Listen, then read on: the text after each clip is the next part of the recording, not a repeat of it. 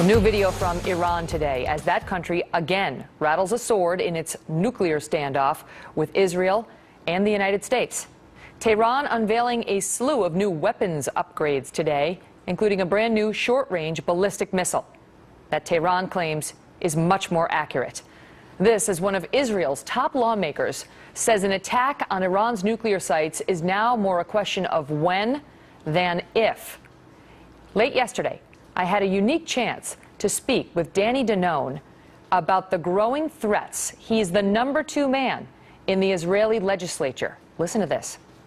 Mr. Deputy Speaker, thank you so much for being here on the program. We appreciate it. I want to ask you, you believe that this attack will happen, and it will happen before the American presidential election. Why do you believe that?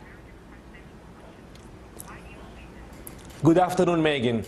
I cannot give you the exact details, but what I can tell you that the window of the opportunity is closing down on us here in Israel and on the Americans as well. We have to be prepared, and we have to take whatever is necessary to get rid of what's coming from Iran. And yes, we have disputes with the White House because we have seen too many talks, too many declarations, too many reunions.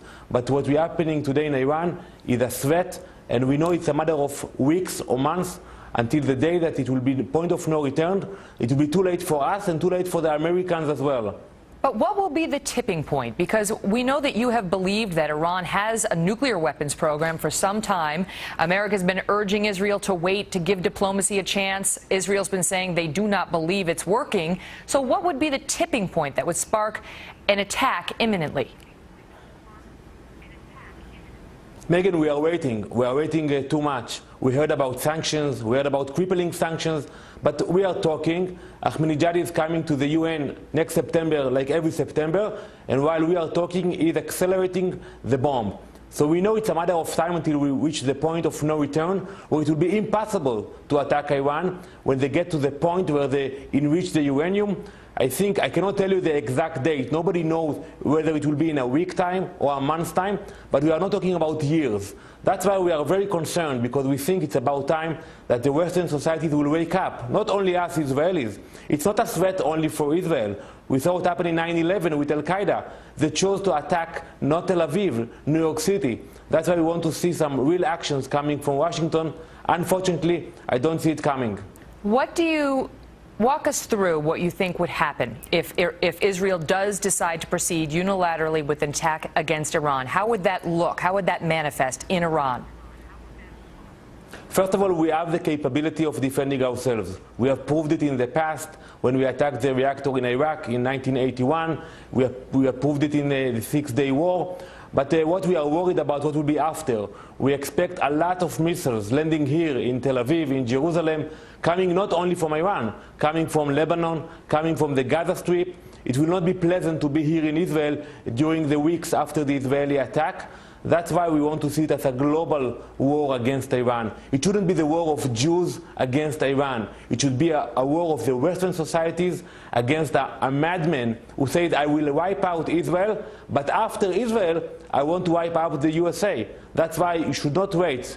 Maybe it's not in your backyard today, but it will be in your backyard in a few years. I know, and that speaks in part to what is likely to happen in Israel once Iran retaliates. But I know you have some interesting thoughts on what would happen in Iran. Speaking of how there would be total darkness, that Iran will fall into total darkness when Israel hits those nuclear facilities. Tell us more.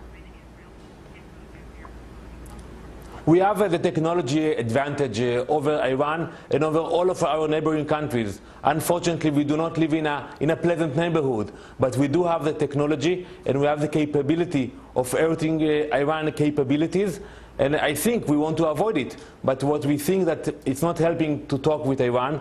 So if that day will come, our Air Force will have to engage with the Iranians. And I can assure you that you will see the capability and the advantage of our soldiers.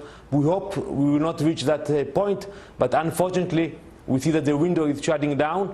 And like in the past, we can rely only on ourselves, and that's why we have to rely on our forces by ourselves. Do you foresee ballistic strikes on more than Iranian nuclear facilities? In other words, do you also see Iranian leaders being targeted?